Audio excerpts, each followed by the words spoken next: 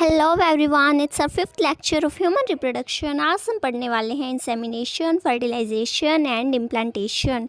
तो आइए बिना देरी के स्टार्ट करते हैं। फर्स्ट ऑफ ऑल, इंसेमिनेशन क्या होता है?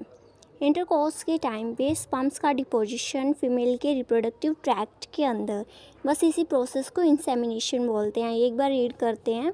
During intercourse sperms are deposited in the female reproductive tract.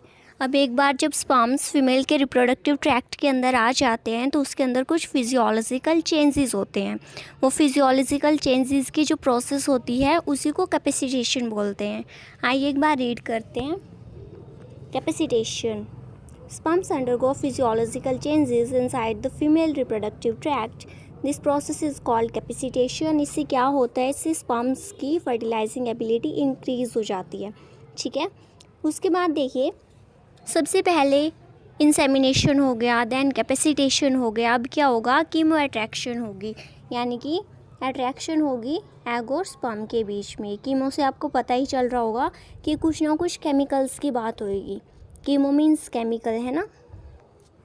यहाँ पे बेसिकली क्या होगा? Attraction between egg and sperm. Egg और कुछ सराउंडिंग सेल्स होंगे जो कि कुछ केमिकल्स को रिलीज़ करेंगे, जो क्या करेंगे? स्पर्म को अट्रैक्ट करेंगे अपनी तरफ। ठीक है, अब देखते हैं कौन कौन सी चीज़ें हैं जो सेक्रेट होती हैं। एग क्या सेक्रेट करता है? स्पर्म क्या सेक्रेट करता है?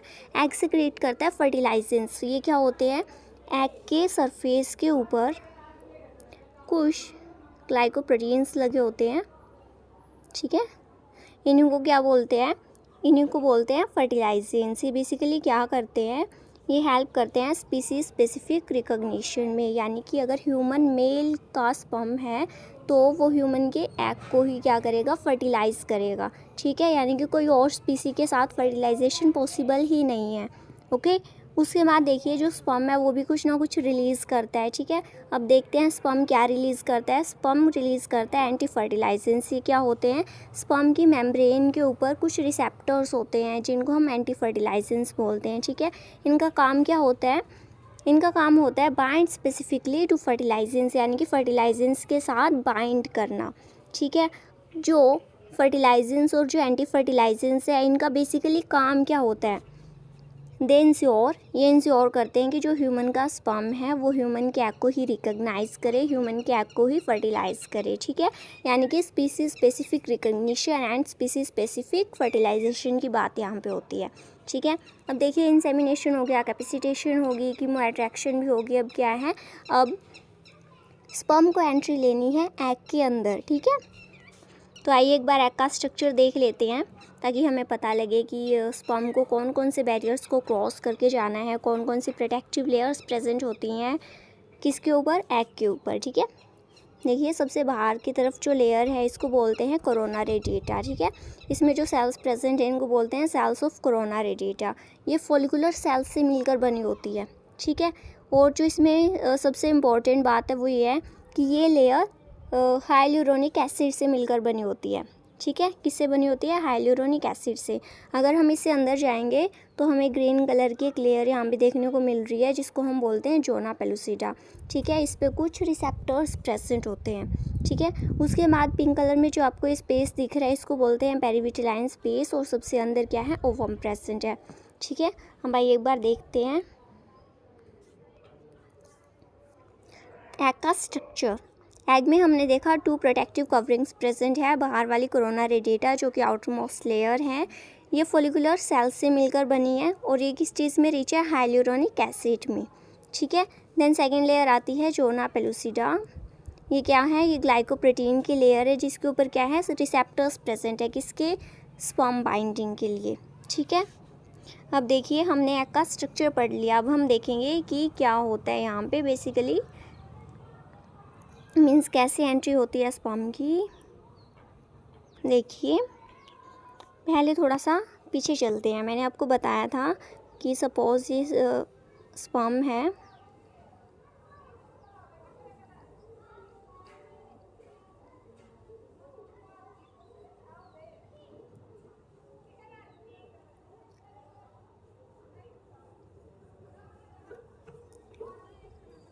ये इसका हेड है, ये इसकी नेक है, ये इसका मिडल पीस है। ठीक है, देन ये इसकी टेल है। मैंने आपको बताया था कि हेड रीजन में क्या है, कैप लाइक स्ट्रक्चर प्रेजेंट होता है जिसको हम एक्रोसोम बोलते हैं, ठीक है। वो क्या होती है, बेसिकली एंजाइम फील्ड कैप होती है, यानी कि उसके अंदर ढेर सारे एंजाइम्स होते हैं। जब ये सारे क्या करते हैं, एग के पास जब स्पर्म पहुंच जाता है, ठीक है, और एग को टच कर देता है, तो उस टाइम पे जो एक्रोसोम है यानी कि जो एंजाइम की जो एक कैप है ये फट जाती है, ठीक है। तो वहाँ से कुछ एंजाइम्स रिलीज़ होते हैं, जो एंजाइम्स हैं वो क्या करेंगे, बेसिकली स्पर्म की ओवम के साथ फर्टिलाइजेशन में हेल्प करेंगे, ठीक है। अब आइए एक बार देखते हैं, जैसे मैंने आपको बताया था कि बाहर की तरफ कौन सी लेयर्स प्रेजेंट होती हैं, कोरोना रेडिएटा की, ठीक है। तो आप एक बार सोच के देखिए कि अगर स्पर्म को अंदर एंट्री लेनी है तो फर्स्ट ऑफ ऑल उनको इन सेल्स को दूर करना पड़ेगा, यानी कोरोना रेडिएटा के जो सेल्स हैं उनको दूर करना पड़ेगा, ठीक है। उसके बाद क्या है, उसको अंदर की तरफ पेनिट्रेट करना पड़ेगा, ठीक है। वो अंदर की तरफ पेनिट्रेट करेगा, उसको दूसरी लेयर मिल जाएगी, हमें उस लेयर से भी रास्ता बनाना होगा सो दैट जो स्पर्म है वो अंदर जा सके, ठीक है। तो यही कुछ इवेंट्स यहाँ पे होंगे, ये कुछ प्रोसेसेस होंगी कुछ एंजाइम्स की हेल्प से, ठीक है। तो आइए पढ़ लेते हैं। और जो ये सारी की सारी रिएक्शंस होंगी इनको बोलेंगे एक्रोसोमल रिएक्शन। देखिए मैंने आपको बताया कि स्पर्म की हेड में क्या है, मैं एक कैप लाइक स्ट्रक्चर प्रेजेंट होता है जिसको हम एक्रोसोम बोलते हैं, जो एंजाइम से फिल्ड होता है। जब ये एग को टच करता है तो ये बर्स्ट हो जाता है और एंजाइम्स को रिलीज़ कर देता है, ठीक है। कौन कौन से एंजाइम होते हैं, फर्स्ट ऑफ ऑल हाइल्यूरोनेज एंजाइम होता है, ठीक है। इसी का दूसरा नाम है हाइल्यूरोनिडेज। ये क्या करता है, ये बेसिकली ब्रेक डाउन करता है हाइल्यूरोनिक एसिड को, जो कि कहाँ पे प्रेजेंट है, कोरोना रेडिएटा पे प्रेजेंट है, ठीक है। ये क्या करेगा, ये कोरोना रेडिएटा की सेल्स को सेपरेट कर देगा, ठीक है, यानी कि रास्ता बनाएगा। उसके बाद दूसरा एंजाइम होता है corona penetrating enzyme. Corona penetrating enzyme क्या करता है, ये स्पर्म की एंट्री में हेल्प करता है थ्रू कोरोना रेडिएटा, यानी कि पेनिट्रेशन में हेल्प करता है, ठीक है। देन अगर हम अंदर जाएं, मैंने आपको बताया था जोना पेलुसिडा प्रेजेंट थी। अब उसके डाइजेशन के लिए कौन सा एंजाइम होता है, एक्रोसिन एंजाइम, जिसका दूसरा नाम है जोना लाइसिन, ठीक है। ये क्या करता है, ये जोना पेलुसिडा को डाइजेस्ट करता है, ठीक है, और स्पर्म की एंट्री के लिए एक पाथवे क्रिएट करता है, ठीक है। अब एक और एंजाइम आता है दैट इज़ न्यूरामिनिडेज। ये क्या करता है, ये हेल्प करता है स्पर्म बाइंडिंग रिसेप्टर्स को एक्सपोज करने में। ये स्पर्म बाइंडिंग रिसेप्टर्स कहाँ पे प्रेजेंट है, मैंने आपको बताया था जोना पेलुसिडा पे प्रेजेंट है, ठीक है। अब ये क्या होगी, स्पर्म की एंट्री होगी।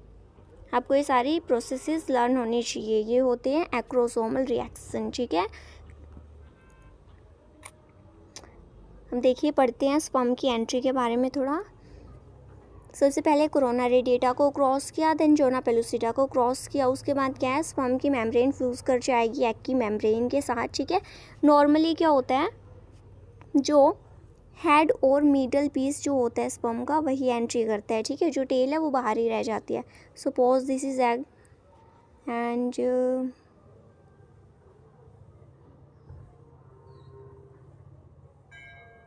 दिस इज स्पर्म, ठीक है। तो बेसिकली क्या होता है, जो हेड और जो मिडल वाला पीस है यही अंदर चला जाता है, जो टेल है ये बाहर की बाहर पड़ी रह जाती है, ठीक है। अब चलिए आगे देखते हैं कॉर्टिकल रिएक्शन। ये बहुत इंपॉर्टेंट है। ये क्या है, ब्लॉक टू पॉलीस्पर्मी के लिए। पॉलीस्पर्मी क्या होगी कि सपोज एक स्पर्म जाके फ्यूज़ कर चुका है एग के साथ, उसके बाद भी अगर दूसरा स्पर्म जाके फ्यूज़ कर जाए, ठीक है, ढेर सारे स्पर्म जाके फ्यूज़ कर जाएंगे, उसको बोलते हैं पॉलीस्पर्मी। लेकिन ऐसा नहीं होता, ठीक है। जैसे ही एक स्पर्म एंटर करता है तो जो एग है वो कुछ कॉर्टिकल ग्रैन्यूल्स को रिलीज़ करता है, ठीक है। कॉर्टिकल ग्रैन्यूल्स में बेसिकली क्या क्या प्रेजेंट होता है, प्रोटीएसिस प्रेजेंट होते हैं, पेरोक्सीडेसिस प्रेजेंट होते हैं एंड ग्लाइकोसिडेसिस प्रेजेंट होते हैं। क्या करते हैं, जोना पेलुसिडा को मॉडिफाई कर देते हैं सो दैट दूसरा स्पर्म अंदर एंट्री ना कर सके, क्योंकि एक स्पर्म तो जाके फर्टिलाइज हो चुका है, अब हमें नहीं चाहिए कि कोई और स्पर्म आके फर्टिलाइज करे, ठीक है। तो इससे क्या है, पॉलीस्पर्मिक ब्लॉक हो जाती है, ओके। ये थी आपकी छोटी सी कॉर्टिकल रिएक्शन जो कि बहुत ज़्यादा इम्पॉर्टेंट है। हम देखिए क्या होगा, मेयोसिस 2 भी कंप्लीट होगी। मैंने आपको बताया था कि जो सेकेंडरी oocyte है वो कहाँ पर अरेस्टेड था, मेटाफेज 2 पे अरेस्टेड था, ठीक है। अब मेयोसिस 2 कंप्लीट होगी तो एक तो ओवम बनेगा, एक सेकेंडरी पोलर बॉडी बनेगी, ठीक है। मॉलिक्यूलर चेंजेस क्या क्या आते हैं, देखिए जो सेकेंडरी oocyte था वो मेटाफेज पे प्रेजेंट था, ठीक है, यानी कि मेटाफेज प्रोमोटिंग फैक्टर रहा होगा कुछ, जो कि मतलब पहले से ऑन था, जिसकी वजह से मेटाफेज में ही रह रहा था सेकेंडरी oocyte। अब हम क्या करेंगे, उसको ऑफ कर देंगे, ठीक है, क्योंकि हमें उस स्टेज से बाहर निकलना है। और मेटाफेज के बाद नेक्स्ट स्टेज कौन सी होती है, एनाफेज होती है। अब हमें क्या करना है, एनाफेज प्रोमोटिंग कॉम्प्लेक्स को ऑन कर देना है, ठीक है। तो क्या क्या मॉलिक्यूलर चेंजेस आते हैं, एक तो MPF यानी कि मेटाफेज प्रोमोटिंग फैक्टर ऑफ हो जाता है, जो कि मेटाफेज में अरेस्ट करके रखे हुआ था किसको, सेकेंडरी oocyte को। और सेकंड चेंज आता है एनाफेज प्रोमोटिंग जो कॉम्प्लेक्स है वो ऑन हो जाता है, ठीक है। अब देखते हैं फर्टिलाइजेशन। देखिए बेसिकली क्या है, मेल और फीमेल की प्रोन्यूक्लियाई का फ्यूज़न होगा, ठीक है। ओवरऑल हम बोल सकते हैं कि फर्टिलाइजेशन होगी।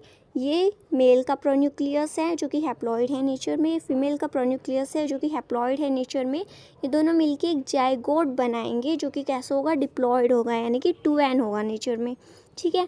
अब ये बहुत इंपॉर्टेंट बात यहाँ पे लिखी हुई है, फर्टिलाइजेशन एम्पुला इस्थमस जंक्शन में होता है।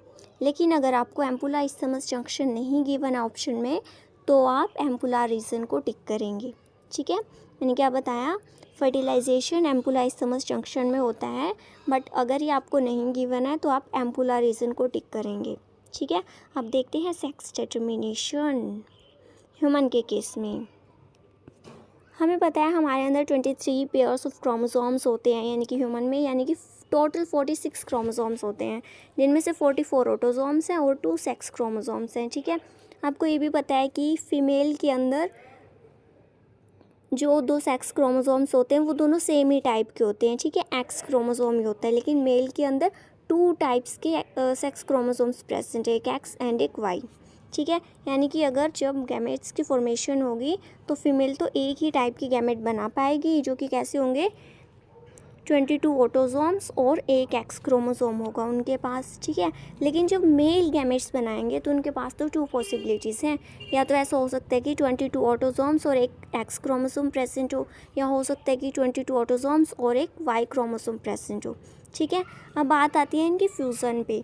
सपोज़ 22 ऑटोसोम्स और जो एक्स क्रोमोसोम है यानी कि फीमेल, ठीक है, इसका फ्यूज़न हुआ किसके साथ, 22 ऑटोसोम्स प्लस एक्स क्रोमोसोम के साथ। तो ओवरऑल हमारे पास क्या आएगा, 44 ऑटोसोम्स प्लस एक्स क्रोमोसोम्स आ जाएंगे। तो एक्स क्रोमोसोम से क्या होता है, ठीक है, गर्ल होती है, ओके।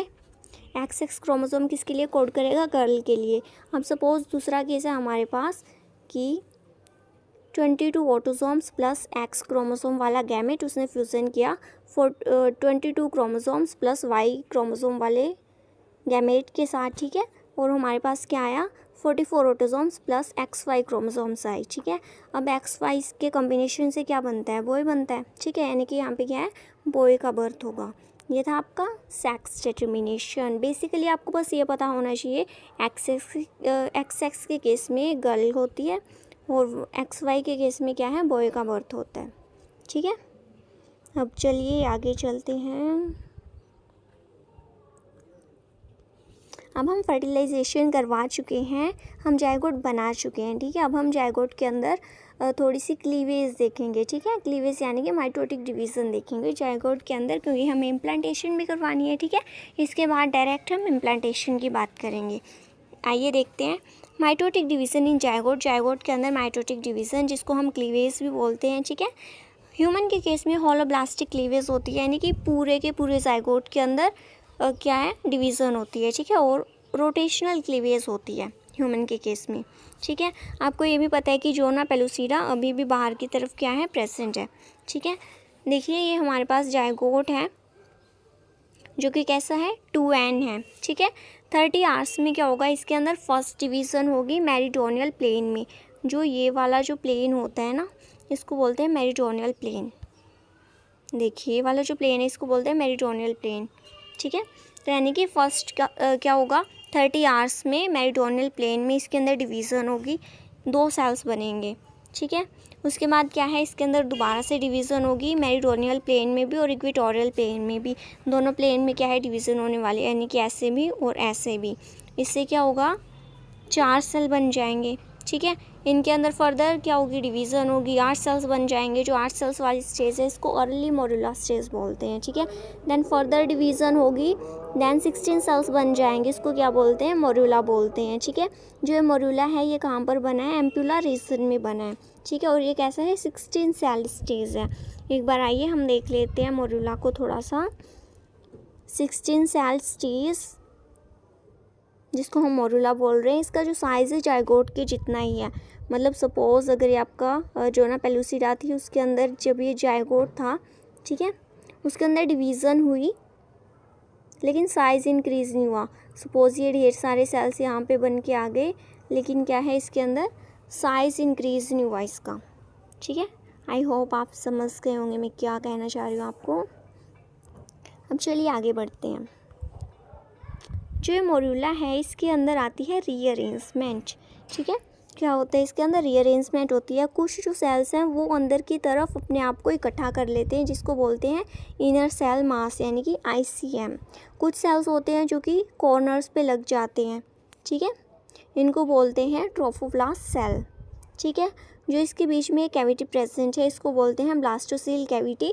और जो रीअरेंजमेंट के बाद हमारे पास ये स्ट्रक्चर आया है इसको बोलते हैं ब्लास्टोसिस्ट या फिर ब्लास्टुला, ठीक है। ये कहाँ पे हो रहा है, ये इस्थमस रीजन में हो रहा है, ठीक है।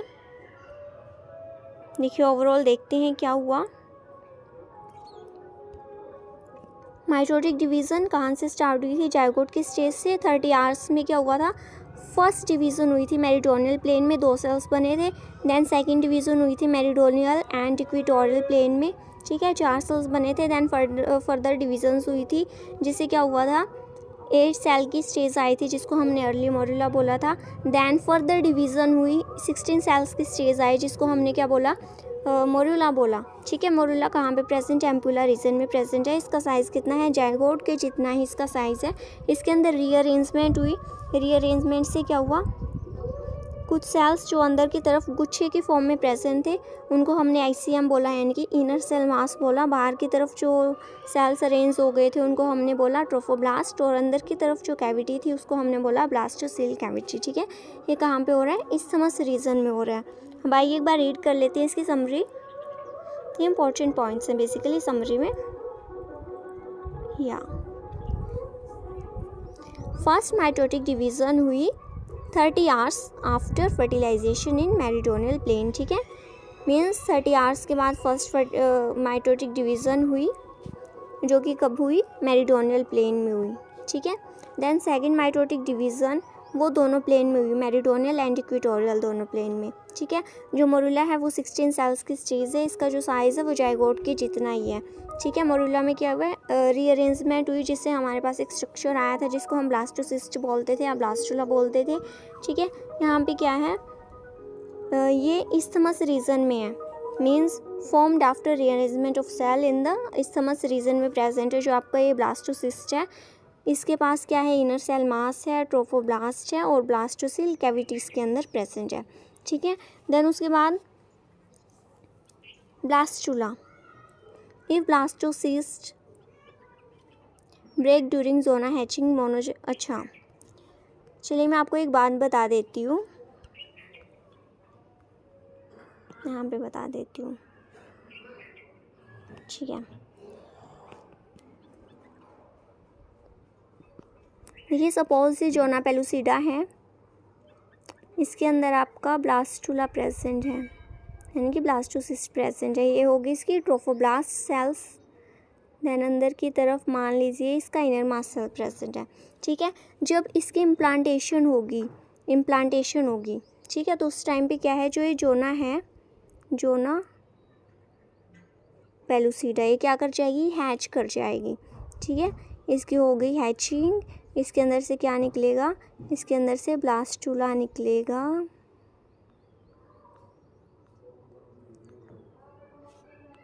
और ये जाके क्या करेगा, ये इम्प्लांट हो जाएगा यूटेरस में, ठीक है। सपोज ये यूटेरस है,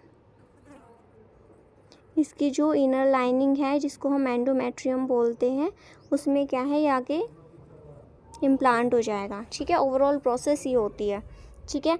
लेकिन हम बात कर रहे हैं एक स्पेशल केस की। स्पेशल केस कौन सा, अब suppose by chance zona hatching के टाइम पे, यानी कि जब ये जोना हैच हुई उस टाइम पे अगर ये ब्लास्टुला बीच से टूट गया, यानी कि ये ब्लास्टुला है, साइड में ट्रोफोब्लास्ट सेल्स हैं, बीच में ये इनर मास सेल है, ठीक है। अगर ये बीच से टूट गया तो हमारे पास क्या है, 2 ब्लास्टुला आ जाएंगे, ठीक है। 2 अलग अलग टुकड़े आ जाएंगे ब्लास्टुला के, और वो दोनों जाकर क्या कर जाएंगे, इम्प्लांट कर जाएंगे। तो उस टाइम पे मोनोजाइगोटिक ट्विंस का बर्थ होगा, यानी कि जो ट्विन सेम सेम दिखते हैं ना, जिनका सेक्स भी सेम होता है, उनका सब कुछ सेम होता है, ठीक है। उनका फेस, उनके हैंड्स, उनकी उनकी आवाज़ तक सेम होती है, ठीक है। तो उस टाइम पे क्या है, मोनोजाइगोटिक ट्विंस का बर्थ होगा, यानी कि आइडेंटिकल ट्विंस का बर्थ होगा। बस इसी के बारे में थोड़ा सा यहाँ पे लिखा हुआ है, चलिए एक बार रीड कर लेते हैं। First of all let me clear it.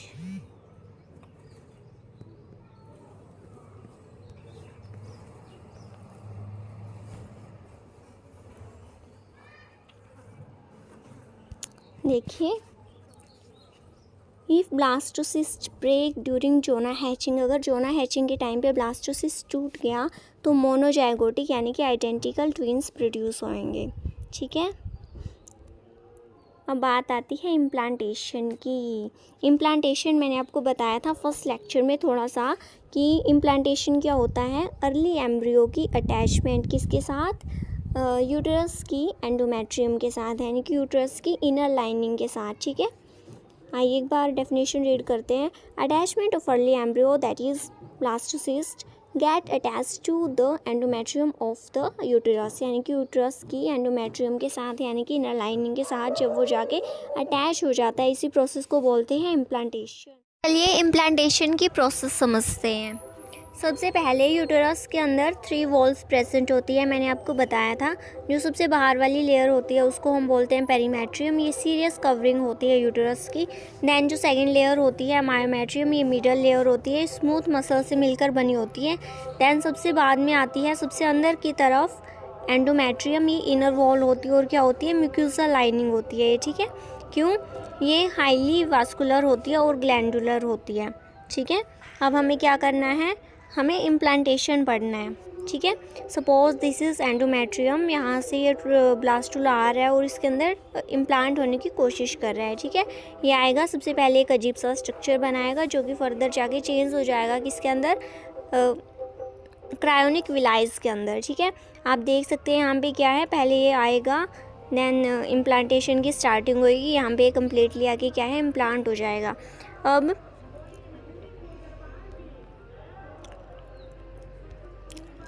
पहले जो ये थी इसको हम एंडोमेट्रियम बोलते थे, ठीक है। लेकिन क्या हुआ, जब इम्प्लांटेशन हो गई तो इम्प्लांटेशन के बाद ये अपने आप को और भी ज़्यादा स्पेशलाइज कर लेती है, ठीक है, अपने आप को और भी ज़्यादा मॉडिफाई कर लेती है, और किस में कन्वर्ट हो जाती है, एक वास्कुलर टिश्यू में कन्वर्ट हो जाती है, जिसको हम बोलते हैं डेसिडुआ, ठीक है। यानी कि पहले इसका नाम क्या था, पहले इसका नाम एंडोमेट्रियम था और बाद में हम इसको डेसिडुआ बोलने लगे हैं। अब एक बहुत ही इम्पॉर्टेंट चीज़ मैं आपको यहाँ पे बता देती हूँ। Suppose this is uterus and this is endometrium. अब सपोज़ यहाँ पे आके क्या है, इम्प्लांटेशन हुई है, यानी कि ये क्या है, ये आपका ब्लास्टुला है, ठीक है। इसका जो नीचे वाला रीजन है एंडोमेट्रियम का, यानी कि डेसिडुआ का जो ये वाला रीजन है, जो कहाँ पे प्रेजेंट है, ब्लास्टुला के नीचे प्रेजेंट है, इसको बोलते हैं डेसिडुआ बेसालिस। क्या बोलते हैं इसको, डेसिडुआ बेसालिस, ठीक है। जो ये ऊपर वाला, जो इसके अलावा जो ये रीजन बचा है इसके आसपास का, इसको बोलते हैं डेसिडुआ कैप्सुलैरिस, ठीक है। क्या बोलते हैं इसको, डेसिडुआ कैप्सुलैरिस। और उसके अलावा जो भी ये सराउंडिंग का रीजन बचा है, एक मिनट इसको हाईलाइट कर लेते हैं, जो ये बाकी रीजन बचा है सराउंडिंग का रीजन, इसको सारे को बोलते हैं डेसिडुआ पैराइटैलिस। क्या बोलते हैं इसको, डेसिडुआ पैराइटैलिस, ठीक है। देखिए, जो रीजन ब्लास्टुला के नीचे प्रेजेंट है, यानी कि जिस साइड से ब्लास्टुला अटैच है एंडोमेट्रियम के साथ, उसको बोलते हैं डेसिडुआ बेसिलिस। क्या बोलते हैं? डेसिडुआ बेसिलिस। ठीक है। उसके अलावा जो बाकी रीजन है एंडोमेट्रियम का, यानी कि डेसिडुआ का इसके पास वाला, उसको बोलते हैं डेसिडुआ कैप्सुलैरिस। और जो सराउंडिंग का जो रीजन प्रेजेंट उसको बोलते हैं डेसिडुआ पेराइटैलिस। ठीक है। आइए एक बार रीड कर लेते हैं।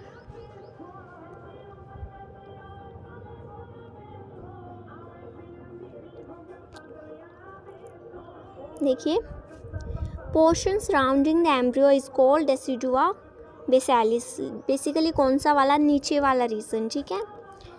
Portion covering the embryo is called decidua capsularis, यानी कि जो ऊपर वाला जो बाकी सारा रीजन था उसको बोलते हैं डेसिडुआ कैप्सुलैरिस। और जो रिमेनिंग पार्ट बचा यूटेरस की लाइनिंग का, उसको बोलते हैं डेसिडुआ पेराइटैलिस। ठीक है।